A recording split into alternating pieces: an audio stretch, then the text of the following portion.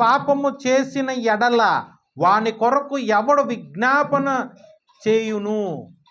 ఏలి కుమారులు పాపం చేస్తే ఏలి ప్రార్థన చేశాడని చెప్పి దేవుడు వచ్చి క్షమాపణ ఇచ్చాడా?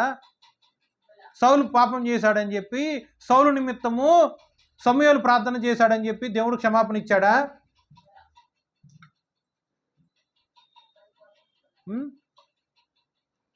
దేవుడి యొక్క ఉగ్రత నుంచి ఎవరో తప్పించుకోలేరు. దేవుడి యొక్క తీర్పు దగ్గర నుంచి ఎవరో తప్పించుకోలేరు.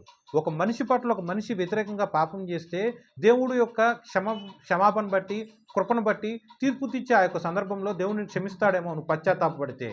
కానీ జాగ్రత్త, యెహోవాకి వ్యతిరేకంగా నువ్వు గనక పాపం చేస్తే నీ తరఫున విజ్ఞాపన చేసే మనిషి ఎవడో?